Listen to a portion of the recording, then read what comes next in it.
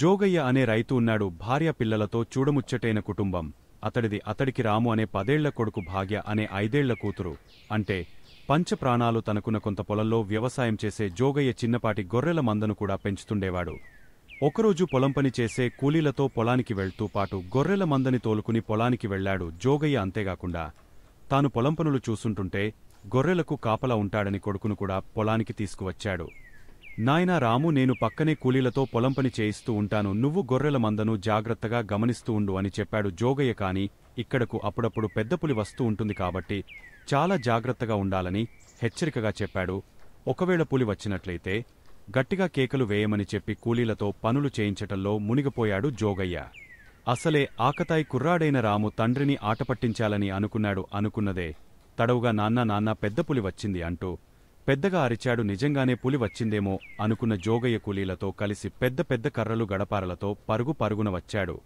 ఇది చూసిన రాము, నాన్న పులి లేదు, ఏమీ లేదు, ఊరికే మిమ్మల్ని ఆటపట్టించాలని కేకలు వేశానని చెప్పాడు. దీంతో కోప్పడిన జోగయ్య ఇలాంటి పని ఇంకెప్పుడు చేయవద్దని రాముని హెచ్చరించి కూలీలతో కలిసి వెళ్లిపోయాడు. మరికొంతసేపు కిమ్మనకుండా ఉన్న రాము మళ్లీ నాన్న పెద్దపులి వచ్చింది అంటూ కేకలు వేశాడు. ఈసారి కూడా నిజమేననుకున్న జోగయ్య కర్రలు గడపారలతో ఊరికి వచ్చాడు. అయితే ఈసారి కూడా ఆటపట్టించేందుకే కేకలు వేశానని రాము చెప్పడంతో చెంప పగులగట్టిన జోగయ్య కోపంగా వెళ్లిపోయాడు. రాము బాధతో ఏడుస్తూ కూర్చుని గొర్రెలవైపు చూస్తుంటే నిజంగానే పులి వచ్చింది నాన్న, ఈసారి నిజంగానే పెద్ద పులి వచ్చింది అంటూ గట్టిగా కేకలు వేస్తూ అరచి చెప్పాడు. ఎంత అరచి చెప్పినప్పటికీ జోగయ్య కూలిపనివాళ్లు ఎవరు కూడా రాము మాటలను పట్టించుకోలేదు. ఈసారి కూడా మళ్లీ అబద్ధాలు చెబుతున్నాడని అనుకున్న వారందరూ ఊరకుండిపోయారు. ఈలోపు గొర్రెల మందలో జొరబడ్డ పెద్దపులి గొర్రెపిల్లను ఒకదానిని మెడకరచి ఈడ్చుకుని వెళ్లిపోయింది. జరుగుతున్న దాన్ని బిక్కచచ్చిపోయి చూస్తున్న రాము భయంతో వణకసాగాడు. ఏదో వేళాకోళానికి నవ్వులాట కోసం చిన్న అబద్ధం చెబితే అది నిజంగానే నిజమైందని మనసులోనే అనుకున్న రాము బాధతో ఏడ్వసాగాడు. ఇంకెప్పుడు వేళాకోళానికి కూడా అబద్ధం చెప్పకూడదని గట్టిగా నిర్ణయించుకున్నాడు. కాబట్టి హాస్యానికైనా అబద్ధం ఆడరాదు అనే గొప్ప సత్యాన్ని, నీతిని ఈ రాము కథ ద్వారా తెలుసుకున్నాం. సీతమ్మధార అనే ఊర్లో రాము అనే కుర్రాడు ఉండేవాడు. అతడు చాలా బద్ధకస్తుడు. ప్రతి పని సులభంగా అయిపోవాలని ఆశించేవాడు. కష్టమైన పనంటే చాలా ఇబ్బందిగా ఫీలయ్యేవాడు. ఒకరోజు ఆ ఊర్లో ఉండే ఒక పండితుడికి రాము ఎదురయ్యాడు. రాములో మార్పు వస్తుందేమోనని పరీక్షించేందుకు అతడు ఇలా అన్నాడు, నువ్వు ధనవంతుడిగా మారేందుకు ఓ మార్గముంది. ఈ ఊరి పశ్చిమ దిశలో రావి చెట్టుకు కుడివైపు 10 అడుగుల దూరంలో గొయ్యి తవ్వితే బంగారు నగలు దొరుకుతాయి అని చెప్పి వెళ్లిపోయాడు ఆ పండితుడు. బంగారు నగల కోసం ఎంత లోతు తవ్వాల్సి ఉంటుందో ఏమో, ఒకవేళ తవ్వినా అక్కడ నిజంగా బంగారం లేకపోతే వృధా శ్రమ కదా అనుకుంటూ రాము కూడా అక్కడ్నించి వెళ్లిపోయాడు. ప్రతి పనిని రాము ఇలాగే ఏదో ఒక సాకు చెప్పి తప్పించుకునేవాడు. కొంతకాలానికి ఆ ఊర్లో కరువు వచ్చింది. తాగేందుకు నీరు లేక పశువులు, ప్రజలు చాలా ఇబ్బంది పడాల్సి వచ్చింది. బావి తవ్వుదామని ఎంతమంది ప్రయత్నించినా చుక్క నీరు కూడా పడలేదు. ఆ సమయంలో రాముకు హఠాత్తుగా పండితుడు చెప్పిన మాటలు గుర్తుకొచ్చాయి. పండితుడు చెప్పినట్లుగా బంగారు నగలు గనుక దొరికితే వాటిని తీసుకెళ్లి ఎక్కడైనా సరే హాయిగా బ్రతికేయచ్చు అని మనసులో అనుకున్నాడు రాము. వెంటనే ఓ పలుగు పార తీసుకుని ఈశాన్య దిశలో రావి చెట్టు దగ్గర తవ్వడం మొదలుపెట్టాడు. ఎంత తవ్వినా నగల జాడ కనిపించలేదు. అయినా ఈ కరువు నుంచి తప్పించుకోవాలంటే డబ్బు అవసరం కాబట్టి ఎలాగైనా సరే వాటిని చేజిక్కించుకోవాలనుకున్నాడు. విశ్రాంతి లేకుండా తవ్వుతూనే ఉంటాడు. 3 రోజులు గడిచాయి. 4వ రోజు ఉదయాన్నే రాము కాళ్లకి నీటి చెమ్మ తగిలింది. కొద్దిసేపటికి నీరు ఊరడం ప్రారంభమైంది. రాము గబగబా గుంటలోనుంచి పైకి వచ్చేశాడు. ఆ గుంటంతా నీళ్లతో నిండిపోయింది. ఈ వార్త తెలుసుకున్న ఊరి ప్రజలంతా వచ్చి రాము శ్రమని మెచ్చుకున్నారు. ఊరికి ఇంత గొప్ప ఉపకారం చేసిన అతడికి ఊరి ప్రజలంతా ఎన్నో రకాల బహుమతులు ఇచ్చారు. శ్రమపడితే అందరి ప్రశంసలతో పాటు విలువైన బహుమతులు కూడా వస్తాయని గ్రహించిన రాము ఆ రోజునుంచి కష్టపడి పనిచేయటం ప్రారంభించాడు. అందరికీ ఆదర్శప్రాయుడైనాడు. మరి మీరు కూడా సోమరులుగా కాకుండా బాగా కష్టించి పనిచేసేవారిలాగా తయారై పుట్టిన ఊరుకు, దేశానికి మేలు చేస్తారు కదూ. ఒకానొక అడవిలో ఒక పెద్ద మర్రి చెట్టు ఉండేది. ఆ చెట్టుమీద రకరకాల పక్షులు నివాసం ఏర్పరచుకుని ఎప్పుడూ పోట్లాడుకోకుండా కలసిమెలసి హాయిగా ఉండేవి. ఒకరోజు ఆ చెట్టు దగ్గరికి ఒక కోతి వచ్చింది. అనుకోని అతిథి రావడంతో సంతోషించిన చిలుకలు పావురాలు మిగిలిన పక్షులన్నీ జామపళ్ళు పాలపళ్ళు రకరకాల పండ్లను తెచ్చి ఇచ్చి సత్కరించాయి. ఆ పళ్లన్నింటినీ సుష్టుగా భోంచేసిన కోతిబావకు ఆ పళ్ల రుచి చాలా బాగా నచ్చేసింది. ఎంచక్కా ఇక్కడే ఉంటే కష్టపడకుండానే రోజూ ఇలా రకరకాల పళ్ళు తినొచ్చు అని మనస్సులో అనుకుంది. మీరంతా నాకు బాగా నచ్చేశారని, ఇకపై మీతోనే ఉంటానని నమ్మబలికింది. పగలంతా పక్షులు కష్టపడి పళ్లను తెచ్చి ఇస్తే తినేసి సోమరిపోతులాగా హాయిగా ఆ చెట్టుపైనే కాలక్షేపం చేస్తూ ఉంటుంది కోతిబావ. కాలం అలా గడుస్తూ ఉంటుంది. ఏ రోజుకారోజు హాయిగా కాలం గడిపేస్తున్న కోతి వాలకం ఓ ముసలి పక్షికి అర్థమైపోయింది. మిగతా పక్షులన్నీ కూడా రోజూ పళ్ళు తెచ్చి కోతికి ఇస్తూ విసిగిపోయి ఉన్నాయి. దీంతో పక్షులన్నీ కలిసి సమావేశమై కోతిని ఎలాగైనా సరే అక్కడ్నించి వెళ్లగొట్టాలని నిర్ణయానికి వచ్చాయి. ఉపాయం కోసం ముసలి పక్షి దగ్గరికి వెళ్లి అభ్యర్థించాయి. ఆ పక్షి ఒక ఉపాయం చెప్పగా అన్నింటికీ నచ్చడంతో వెంటనే రంగంలోకి దిగిపోయాయి. తరువాతి రోజు పావురం కొంచెం తేనె తెచ్చి కోతికి ఇచ్చింది. తేనె రుచి చూసిన కోతికి చెప్పలేనంత ఆనందం కలిగింది. చాలా బాగుందంటూ తినడం మొదలెట్టింది. అలా 4 రోజులు గడిచింది. ఒకరోజు పావురం ఎంతసేపటికీ రాకపోవడంతో తేనెకోసం ఎదురుచూస్తోన్న కోతి పిచ్చెక్కినట్లుగా ఉంటుంది. ఇంక లాభం లేదు, పావురం వచ్చేలా లేదుగాని తానే వెళ్లి తేనె తాగరావాలి అనుకుని తేనెపట్టు ఉండే చెట్టుపైకి వెళ్ళింది. అంతకుముందు ఎప్పుడు కూడా తేనెపట్టుని చూడని కోతి తేనెపట్టున్న కొమ్మని చూసి పట్టుకుని గట్టిగా ఊపింది. అంతే, ఒక్కసారిగా తేనెటీగలన్నీ కోతిబావను చుట్టిముట్టి కసితీరా కుట్టేశాయి. దీంతో తప్పించుకోవడానికి ఎక్కడెక్కడికో పరుగెత్తి చివరికి అడవిలోకి పారిపోయింది. మళ్ళీ ఎప్పుడు కూడా ఆ మర్రి చెట్టువైపు కన్నెత్తి చూడలేదు కోతిబావ. అర్థమైందా సోమరితనంతో ఉన్న కోతిబావకు తేనెటీగలతో పక్షులన్నీ ఎలా పెళ్లి చేయించి వెళ్లగొట్టాయో. శివపురపు శివార్లలో పెద్ద రావి చెట్టు ఒకటి ఉండేది. 100 ఏళ్ల వయసున్న ఆ చెట్టు అనేక తరాలుగా రకరకాల పక్షుల ఉడతలు, మరెన్నో ఇతర జంతువుల్ని ఆకర్షిస్తూ ఉండేది. ప్రతి సంవత్సరం 4-5 నెలలపాటు చెట్టు తన తీయని పండ్లను వాటితో పంచుకొనేది. రాజు అనే కోతి ఒకటి ఆ చెట్టుమీద నివసించేది. ఆ చెట్టుమీదే గూడు కట్టుకుని నివసించే కాలియా అనే కాకికి రాజుకు చక్కని స్నేహం కుదిరింది.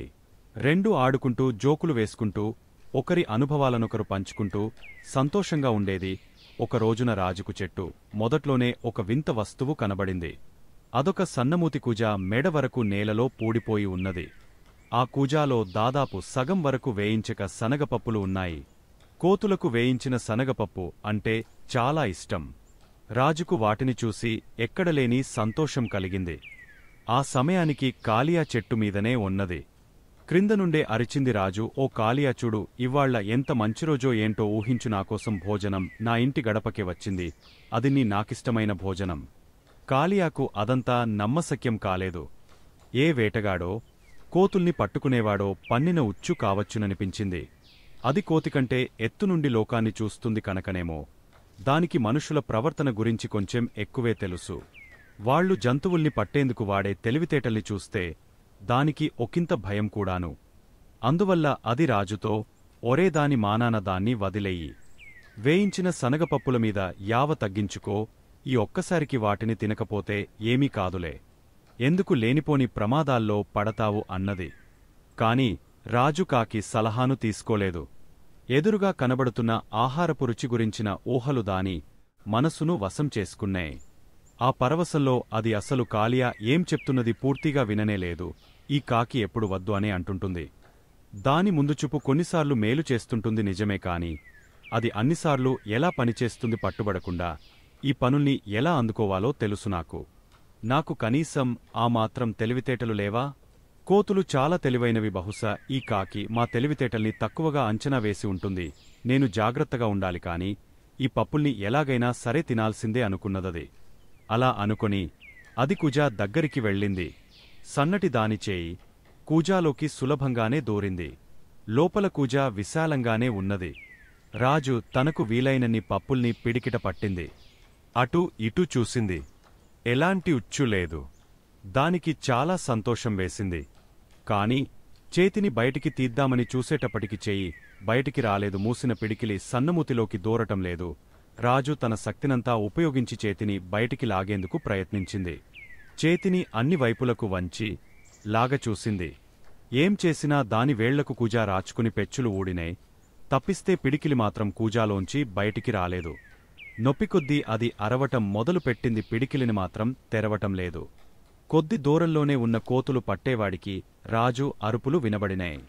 వాడు కులాసాగా నవ్వుకుంటూ అటువైపు రాసాగాడు. పైనుండి చూసిన కాళియా గాభరాపడి రాజుతో, ఓరే వదిలిపెట్టురా కోతి, నీ చేతిలోని పప్పుల్ని వదులు అని అరిచింది. పిడికిలి బిగించుకు తెరిచిపెట్టు, ఆ పప్పుల్ని వదిలేస్తే నీ చెయ్యి బయటికి జారి వచ్చేస్తుంది అని కాకి ఎంత మొత్తుకున్నా మొండికోతి తన పట్టును సడలించలేదు. విడిచిపెట్టటం రాని రాజు ఆ విధంగా కోతులవాడి పాలబడింది. వదిలేయటం నేర్చుకోవాలి, అందరమూ పట్టు పట్టడం ఎంత అవసరమోగాని పట్టు విడవటం అంతకంటే ఎక్కువే అవసరం ఏమంటారు? సింగరాయగుంట అనే ఊర్లో నలుగురు మిత్రులు ఉండేవారు. రాము, సోము, చిన్న, సుందరం వారి పేర్లు. ఒకేలాంటి అలవాట్లు, లక్షణాలు కలిగిన వీరందరూ చాలా పేదవారు. నిలువ నీడలేని వీరు ఒక పూట తిని మరోపూట పస్తులుంటూ కాలం వెళ్లదిస్తుండేవారు. ఒకరోజు వీరందరూ ఒకచోట చేరి ఎలాగైనా సరే డబ్బు సాధించాలనే నిర్ణయానికి వచ్చి ఊరు వదిలి బయటపడ్డారు. అలా బయలుదేరినవారు ఒక నది గట్టుమీద ప్రయాణం సాగిస్తుండగా జడలు అట్టలు కట్టుకుపోయిన జట్టుతో ఒక సన్యాసి ఒకడు కనిపించాడు. భక్తి శ్రద్ధలతో సన్యాసికి నమస్కరించిన నలుగురు స్నేహితులు తమ కష్టనష్టాలను అతడికి విన్నవించారు. యోగశక్తి కలిగిన మీరు ఎలాగైనా తమను కరుణించాలని సన్యాసిని వేడుకున్నారు. వీరి బాధలను విన్న సన్యాసి కరుణతో వారికి ఒక జ్యోతిని ఇచ్చి, ఈ జ్యోతిని పట్టుకుని మీరందరూ పర్వతాల వైపుకు బయల్దేరి వెళ్ళండి. చేతిలో నుండి జ్యోతి ఎక్కడ కింద పడితే అక్కడ భూమిని త్రవ్వారంటే మీకు కావాల్సినంత ధనం లభిస్తుంది. దాంతో మీరందరూ సంతోషంగా జీవించండి అంటూ దీవించాడు. జ్యోతిని పట్టుకుని సంతోషంతో మునిగిపోతూ నలుగురు స్నేహితులు దగ్గర్లోని పర్వతాల వైపుకు నడవటం ప్రారంభించారు. అలా వెళ్తుండగా వారి చేతిలోని జ్యోతి ఒకచోట కింద పడిపోయింది. దీంతో నడకను ఆపేసినవారు అక్కడ త్రవ్వటం మొదలుపెట్టారు. త్రవ్వుతుండగా అక్కడో పెద్ద రాగిగని బయటపడింది. దీంతో నలుగురిలో మొదటివాడైన రాము తనకు ఈ రాగిగని మాత్రం చాలునంటూ తృప్తిగా వెనుకకు వెళ్ళిపోయాడు. తరువాత మిగిలిన ముగ్గురూ మళ్లీ జ్యోతిని పట్టుకుని యథాప్రకారం పర్వతాలవైపు నడక ప్రారంభించారు. అలా వెళ్తుండగా మరోచోట జ్యోతి జారి కింద పడిపోయింది. దీంతో అక్కడ కూడా త్రవ్వి చూడగా పెద్ద వెండిగని బయటపడింది. అప్పుడు రెండోవాడైన సోము తనకు ఈ వెండిగని చాలునంటూ తృప్తిపడి ఇంటికి తిరిగి వెళ్ళిపోయాడు. మళ్లీ మిగిలిన ఇద్దరూ ఇంకా మంచివి దొరుకుతాయన్న ఆశతో జ్యోతిని పట్టుకునిపాటు పర్వతాలవైపు నడక సాగించారు. వీరి ప్రయాణంలో జ్యోతి మళ్లీ ఒకచోట జారి కింద పడిపోయింది. అక్కడ త్రవ్వి చూస్తే పెద్ద బంగారంగని. దీన్ని చూసిన మూడోవాడైన చిన్న బాగా తృప్తిపడి తనకు ఇది చాలునంటూ ఇంటికి వెళ్ళిపోయాడు. ఇక అందరిలో నాలుగోవాడైన సుందరం అత్యాశతో ఇంకా గొప్ప గొప్ప వజ్రాలు, రత్నాలు, వైగుర్యాలు లాంటివి సొంతం చేసుకోవాలన్న దురాశతో జ్యోతిని పట్టుకుని తిరిగి నడక ప్రారంభించాడు. అలా చాలా దూరం నడుస్తూనే ఉన్నాడు సుందరం. ఒకచోట ఎప్పట్లాగే జ్యోతి కింద పడింది. మొదటి 3 సార్లు కంటే ఇప్పుడు ఇంకా ఎక్కువ విలువైనవి దొరకవచ్చన్న ఆశతో సుందరం త్రవ్వసాగాడు. ఎంత త్రవ్వినప్పటికీ ఏమీ బయటపడలేదు. త్రవ్వి నీరసం వచ్చిన సుందరం అలాగే ఆ గోతిలోనే పడిపోయాడు. తరువాత మెలకువ వచ్చి చూసేసరికి సుందరానికి జ్యోతి కనబడలేదు. దొరికిన దానితో సంతృప్తి పడకుండా అత్యాశతో ప్రవర్తించిన సుందరానికి చివరికి ఏమీ మెగలలేదు. పైగా గోతిలో పడిపోయి రక్షించేవారు లేక, తినడానికి ఏమీ లేక ఏడుస్తూ ఎవరైనా కాపాడండి అంటూ కేకలు వేస్తూ ఉండిపోయాడు. దొరికిన వాటితో సంతృప్తిపడిన అతడి ముగ్గురు స్నేహితులైన రాము, సోము, చిన్నాలు సంతోషంగా జీవితం గడపసాగారు. కాబట్టి దురాశ దుమఖానికి చేటన విషయం ఈ కథ ద్వారా అర్థమైంది కదూ. అలాగే మీరందరూ ఈ కథలోని నీతిని ఎల్లప్పుడూ గుర్తుపెట్టుకుని జీవితాన్ని ఆనందమయం చేసుకోవాలి. అనగానగా ఒక రాజు ఉండేవాడు. ఆ రాజుకు కొత్త విషయాలను తెలుసుకోవటమంటే చాలా ఇష్టం. కనపడిన వాళ్లనల్లా కొత్త విషయాలు చెప్పండి, కొత్త విషయాలు చెప్పండి అని వేధించేవాడాయన. ఎవరైనా గొప్ప విషయాన్ని చెబితే వాళ్లకు ఏదో ఒక బహుమానం ఇచ్చేవాడు. ఒకరోజున ఆయన ప్రపంచంలోని గొప్ప గొప్ప శాస్త్రవేత్తలను పిలిపించాడు. మీరు కనుగొన్న క్రొత్త పరికరాలను, పదార్థాలను, ప్రయోగాలను వివరించండి అన్నాడు. అందరూ ఎవరికి వారు తాము కనుగొన్న విషయాలను చూపి వివరించారు. రాజుగారికి అవన్నీ చాలా సంతోషాన్నిచ్చాయి కాని వాటిని ఉపయోగించి ఏమి చేయాలో మాత్రం ఆయనకు అర్థం కాలేదు. శాస్త్రవేత్తలు అందరినీ పంపించివేశాక రాజుగారు ఆలోచనలో పడ్డారు. ఇవన్నీ కొత్త సంగతులు సరే కాని మామూలు ప్రజలకు పనికివచ్చేవి ఇందులో ఎన్ని ఉన్నాయి?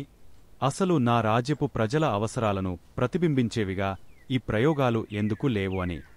అప్పుడు మంత్రి ప్రభూ, నాకు తెలిసిన శాస్త్రవేత్త ఒకరున్నారు, ప్రజల మధ్యనే జీవిస్తుంటాడాయన. ఆయన ప్రయోగాలు అందరికీ సులభంగా అర్థమవుతుంటాయి. మీరు కోరితే ఆయనను ఒకసారి రమ్మంటాను అన్నాడు రాజుతో. రాజుగారు సంతోషంగా సరే అనగానే మంత్రి శాస్త్రవేత్తను పిలిపించాడు. శాస్త్రవేత్త బల్లమీద ఒక గాజు కుప్పెను పెట్టాడు. ఆ కుప్పెలో ఒక ఈగ ఎగురుతున్నది. దానికి 6 కాళ్ళు ఉన్నాయి. రాజుగారికి ఈగను చూపించి శాస్త్రవేత్త ఆ ఈగకు ఒక కాలు తీసేశాడు. ఈగ కొంచెంసేపు బాధపడి ఆపైన మళ్లీ ఎగరసాగింది. శాస్త్రవేత్త ఒక్కటొక్కటిగా దాని కాళ్ళు తీసేస్తూ వచ్చాడు. చివరికి అది ఇక ఎగరలేక ఒకే చోట కూలబడింది. రాజుగారికి ఈగ పరిస్థితిని చూసి కళ్లలో నీళ్లు వచ్చాయి. అప్పుడు శాస్త్రవేత్త, ప్రభూ, ఈగ పరిస్థితిని చూసి తమకు బాధ కలిగిందని తెలుస్తూనే ఉన్నది.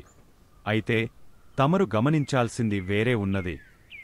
ఈగ మన రాజ్యంలో రైతును సూచిస్తున్నది. పశువులు, నీళ్లు, విత్తనాలు, శ్రమశక్తి, భూమి గిట్టుబాటు ధర 6 రైతుకు 6 కాళ్లలాంటివి. ప్రస్తుతం మన రాజ్యంలో రైతుకు ఇవన్నీ ఒక్కటొక్కటిగా దూరమైపోతున్నాయి. రైతులు ఏమీ చేయలేక చతికిలబడిపోతున్నారు. దీన్ని మీ దృష్టికి తేవటం కోసం ఇలా చేయవలసి వచ్చింది, క్షమించాలి అన్నాడు. తన రాజ్యంలో రైతుల కష్టాలేంటో తెలుసుకున్న రాజుగారు వెంటనే సంక్షేమ కార్యక్రమాలు చేపట్టారు. వ్యవసాయానికి పెద్ద పీట వేశారు. రైతుల స్థితిని మెరుగుపరచారు. రామాపురం అనే పల్లెటూర్లో జోగయ్య అనే రైతు ఉన్నాడు.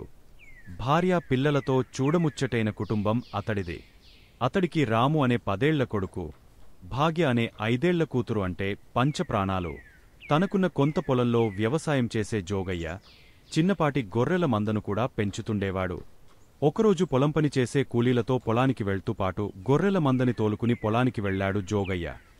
అంతేగాకుండా తాను పొలం పనులు చూసుంటుంటే గొర్రెలకు కాపలా ఉంటాడని కొడుకును కూడా పొలానికి తీసుకువచ్చాడు. నాయనా రాము, నేను పక్కనే కూలీలతో పొలం పని చేయిస్తూ ఉంటాను. నువ్వు గొర్రెల మందను జాగ్రత్తగా గమనిస్తూ ఉండు అని చెప్పాడు జోగయ్య. కాని ఇక్కడకు అప్పుడప్పుడు పెద్ద పులి వస్తూ ఉంటుంది కాబట్టి చాలా జాగ్రత్తగా ఉండాలని హెచ్చరికగా చెప్పాడు. ఒకవేళ పులి వచ్చినట్లయితే గట్టిగా కేకలు వేయమని చెప్పి కూలీలతో పనులు చేయించటంలో మునిగిపోయాడు జోగయ్య. అసలే ఆకతాయి కుర్రాడైన రాము తండ్రిని ఆటపట్టించాలని అనుకున్నాడు. అనుకున్నదే తడవుగా నాన్నా నాన్నా పెద్ద పులి వచ్చింది అంటూ పెద్దగా అరిచాడు. నిజంగానే పులి వచ్చిందేమో అనుకున్న జోగయ్య కూలీలతో కలిసి పెద్ద పెద్ద కర్రలు, గడపారలతో పరుగు పరుగున వచ్చాడు. ఇది చూసిన రాము, నాన్నా పులి లేదు, ఏమీ లేదు, ఊరికే మిమ్మల్ని ఆటపట్టించాలని కేకలు వేశానని చెప్పాడు. దీంతో కోప్పడిన జోగయ్య ఇలాంటి పని ఇంకెప్పుడు చేయవద్దని రాముని హెచ్చరించి కూలీలతో కలిసి వెళ్ళిపోయాడు. మరికొంతసేపు కిమ్మనకుండా ఉన్న రాము మళ్ళీ నాన్నా నాన్నా పెద్ద పులి వచ్చింది అంటూ కేకలు వేశాడు. ఈసారి కూడా నిజమేననుకున్న జోగయ్య కర్రలు, గడపారలతో ఉరికి వచ్చాడు. అయితే ఈసారి కూడా ఆటపట్టించేందుకే కేకలు వేశానని రాము చెప్పడంతో చెంప పగులగొట్టిన జోగయ్య కోపంగా వెళ్ళిపోయాడు. రాము బాధతో ఏడుస్తూ కూర్చుని గొర్రెలవైపు చూస్తుంటే నిజంగానే పులి వచ్చింది. నాన్నా నాన్నా, ఈసారి నిజంగానే పెద్ద పులి వచ్చింది అంటూ గట్టిగా కేకలు వేస్తూ అరచి చెప్పాడు. ఎంత అరచి చెప్పినప్పటికీ జోగయ్య, కూలిపనివాళ్లు ఎవరు కూడా రాము మాటలను పట్టించుకోలేదు. ఈసారి కూడా మళ్లీ అబద్ధాలు చెబుతున్నాడని అనుకున్న వారందరూ ఊరకుండిపోయారు. ఈలోపు గొర్రెల మందలో జొరబడ్డ పెద్దపులి గొర్రెపిల్లను ఒకదానిని మెడకరచి ఈడ్చుకుని వెళ్ళిపోయింది. జరుగుతున్న దాన్ని బిక్కచచ్చిపోయి చూస్తున్న రాము భయంతో వణకసాగాడు. ఏదో వేళాకోళానికి నవ్వులాట కోసం చిన్న అబద్ధం చెబితే అది నిజంగానే నిజమైందని మనసులోనే అనుకున్న రాము బాధతో ఏడ్వసాగాడు. ఇంకెప్పుడు వేళాకోళానికి కూడా అబద్ధం చెప్పకూడదని గట్టిగా నిర్ణయించుకున్నాడు. కాబట్టి హాస్యానికైనా అబద్ధం ఆడరాదు అనే గొప్ప సత్యాన్ని, నీతిని ఈ రాము కథ ద్వారా తెలుసుకున్నాం. రైతు దంపతులైన కమలమ్మ, రాజయ్య దంపతులకు హరి ఒక్కగానొక్క సంతానం. ఒక్కడే కొడుకు కావడంతో తల్లిదండ్రులు హరిని చాలా గారాదంగా చూసుకునేవారు. హరి చిన్నతనం నుంచే వయసుకు మించిన తెలివితేటలను ప్రదర్శించేవాడు. తల్లిదండ్రులు ఎంత ప్రేమగా చూసుకున్నప్పటికీ ఇతడికి తాత హనుమయ్య అంటే చాలా ఇష్టపడేవాడు. హరి తాత చాలా ముసలివాడు.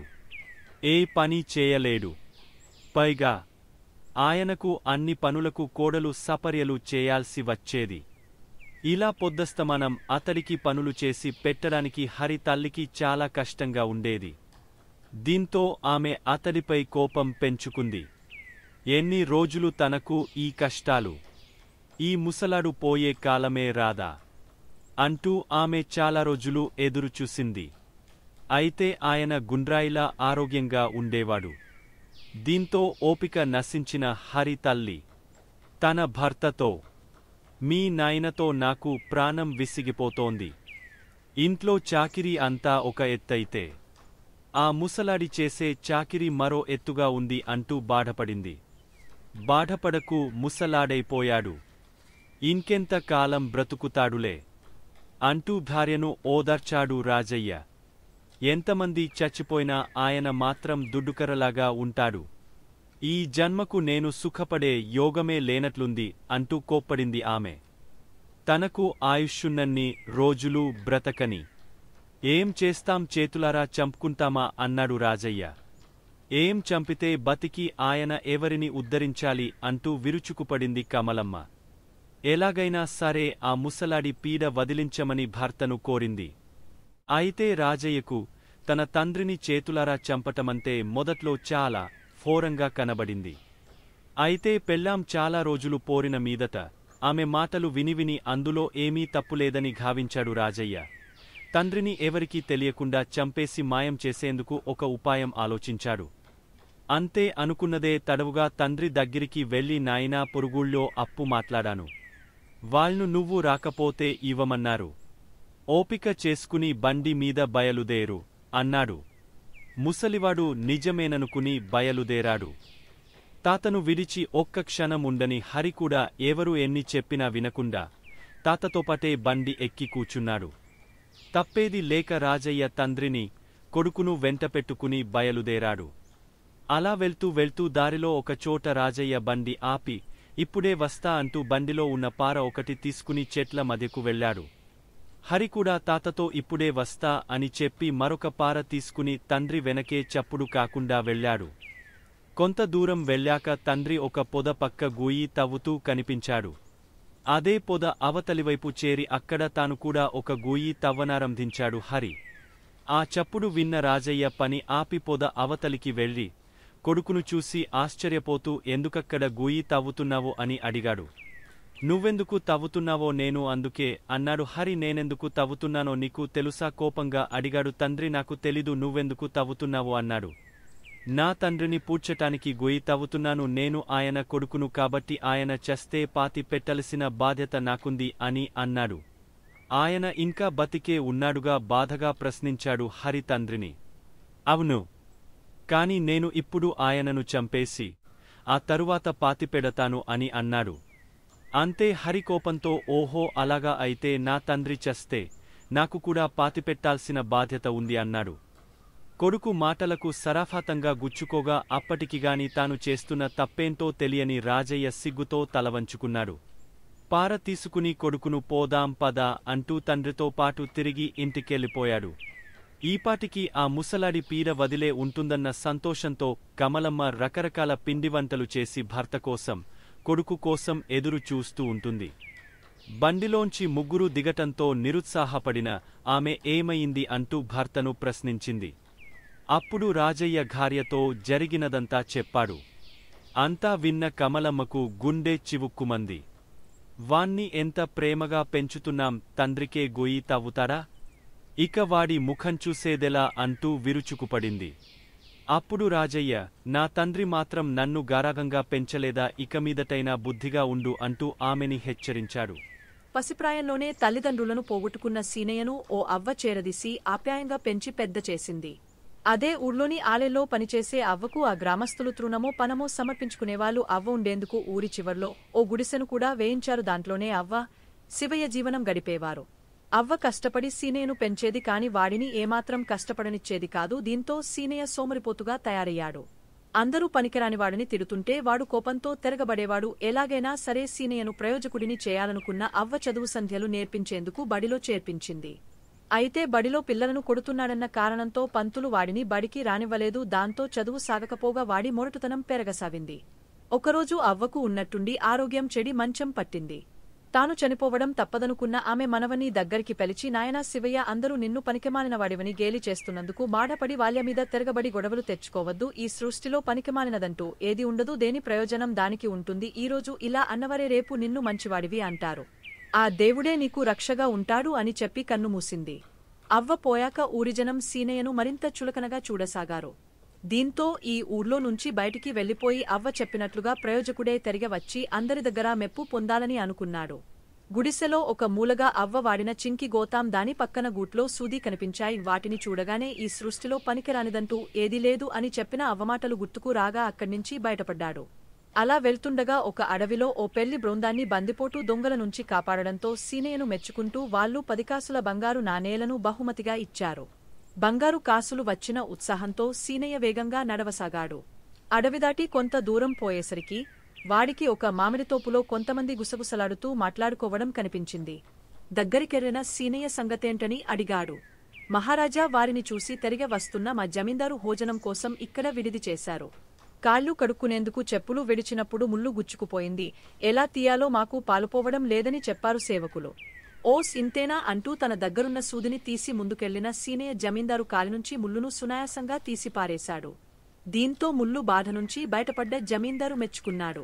ఈలోగా అటువైపే వెళ్తోన్న పెళ్లి బృందం వాళ్లు కూడా సీనయ్య చేసిన సహాయం గురించి జమీందారుకి చెప్పారు. విషయం విన్న జమీందారు మరింతగా సంతోషిస్తూ సీనయ్య వివరాలు అడిగ తెలుసుకుని, మీ ఊరు మా జమీనులో భాగమే. కొంతకాలంగా ఆ ఊర్లో సెస్తులు సరిగా వసూలు కావటం లేదు. మా అధికారులకు నీ సహాయం కావాలి. వారికి సహాయకుడిగా నీకు ఉద్యోగం ఇస్తాను, చేరుతావా అని అన్నాడు జమీందారు. పట్టరాని సంతోషంతో సీనయ్య సరేనన్నాడు. కొన్ని సంవత్సరాల తరువాత సెస్తులు వసూలు చేసే అధికారికి సహాయంగా తన గ్రామానికి వెళ్లిన అతడిని గ్రామస్తులంతా చాలా గౌరవంగా సీనయ్యగారు అంటూ పిలవడం చూసి ఆశ్చర్యపోయాడు. ఈరోజు హేళన చేసిన వారే రేపు నిన్ను చూసి ప్రయోజకుడివని మెచ్చుకోగలరు అంటూ అవ్వ ఇచ్చిన దీవెనలో మనసులో మెదలగా లోలోపలే సంతోషంతో పొంగపోయాడు సీనయ్య. కాకతీయ రాజులకు, మధురైకి చెందిన పాండ్య రాజులకు ఆధిపత్యం కోసం ఎప్పుడూ గొడవలు జరుగుతూ ఉండేవి. అయితే అంగబలంలోనూ అర్ధబలంలోనూ బాగా బలంగా ఉన్న కాకతీయరాజు గణపతిదేవుడు పాండ్యరాజులను ఓడించి వారిని తనకు సామంతులుగా చేసుకోవాలని అనుకుంటుండేవాడు. ఒకరోజు గణపతిదేవుడికి అవకాశం రానే వచ్చింది. యుద్ధం కోసం తయారవమని తన సేనాధిపతికి ఆయన కబురు పంపించాడు. అయితే అప్పటికే అనేక యుద్ధాలు చేసి అలసిపోయి ఉన్న సైనికులు అందుకు సన్నద్ధంగా లేరని రాజుకు చెప్పాడు సేనాధిపతి. ఇలాంటి సమయంలో యుద్ధానికి వెళితే అపజయం పాలవాల్సి వస్తుందేమోనన్న అనుమానాన్ని కూడా ఆయన వ్యక్తం చేశాడు. అయితే పాండ్యరాజులను ఓడించేందుకు మంచి అవకాశం ఇప్పుడే వచ్చిందని, దీన్ని పోగొట్టుకోదలుచుకోలేదని చెప్పిన గణపతిదేవుడు యుద్ధానికి ఖచ్చితంగా వెళ్లాల్సిందేనని ఆజ్ఞాపించాడు. ఇలాగైతే తాము లొంగిపోవటం ఖాయమని, రాజుకు అవమానం జరుగక తప్పదనుకుంటూ సైన్యం సేనాధిపతి వెంట యుద్ధానికి బయలుదేరింది. సేనాధిపతి సైన్యంతో కలిసి యుద్ధానికి బయలుదేరిన గణపతిదేవుడు దారిలో సైనికులు వాళ్లలో వాళ్లు గుసగుసలాడుకోవటం గమనించాడు.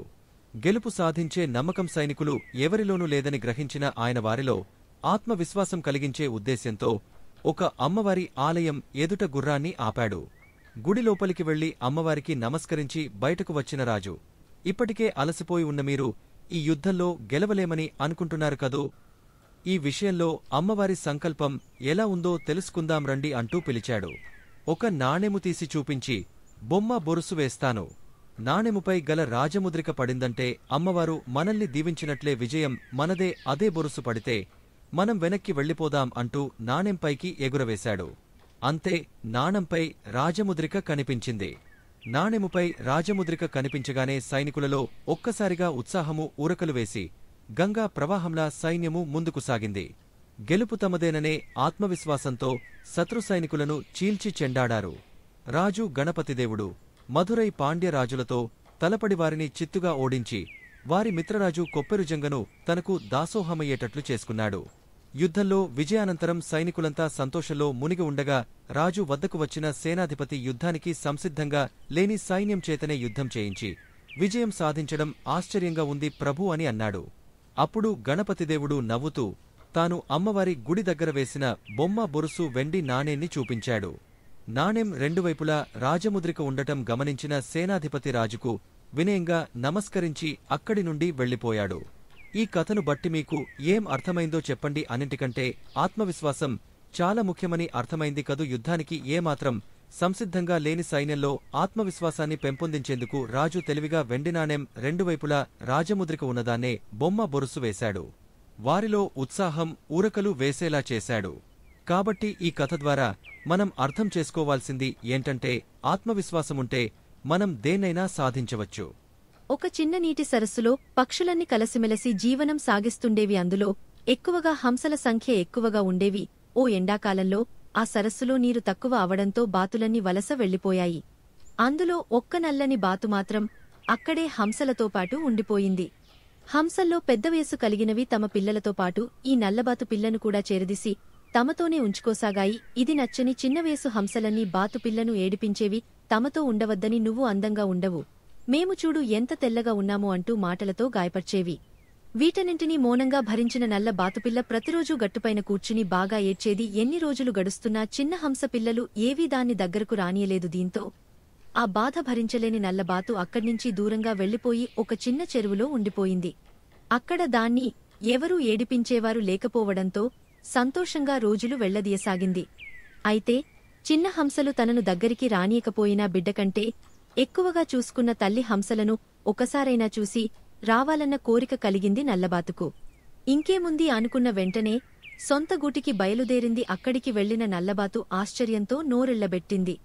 ఎందుకంటే తనతోటి వయస్సున్న చిన్న హంసలన్నీ పెద్ద హంసలైపోయాయి. తననే ఆశ్చర్యంగా అవి చూస్తుండటంతో మీరందరూ నన్ను దగ్గరికి రానియని నల్లబాతును నేనండా గుర్తుపట్టారా అని వాటిని ప్రశ్నించింది. మీరు ఏడిపిస్తున్నారని వెళ్లిపోయాను, మిమ్మల్ని చూడాలన్న ఆశతో మళ్లీ తిరిగి వచ్చాను అని చెప్పింది. వెంటనే హంసలకు నల్లబాతు గుర్తువచ్చి నోరు మెదపకుండా ఉండిపోయాయి. ఇంతలో తల్లి హంసలు దీన్నంతా చూసి నల్లబాతును అక్కున చేర్చుకుని ఎందుకు వెళ్లిపోయావు, ఎలా ఉన్నావంటూ కుశల ప్రశ్నలు వేసి నల్లబాతును దగ్గరికి తీసుకున్నాయి.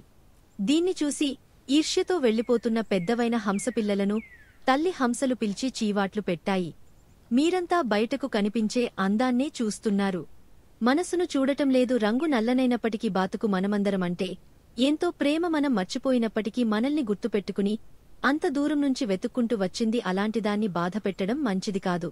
ఇప్పుడు మీరు చిన్నపిల్లలు కాదు, పెద్దవాళ్లు అయినారు, మంచి చెడ్డలు ఆలోచించాలంటూ బుద్ధి చెప్పాయి తల్లి హంసలు.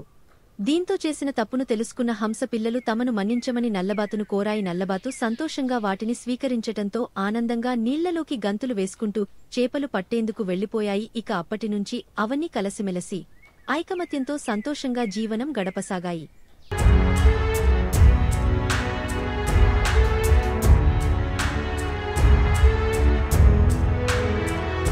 మీరు మరిన్ని వీడియోలు చూడాలంటే మన ఛానల్ను సబ్స్క్రైబ్ చేయండి. పక్కనున్న బెల్ ఐకాన్ని ప్రెస్ చేయండి.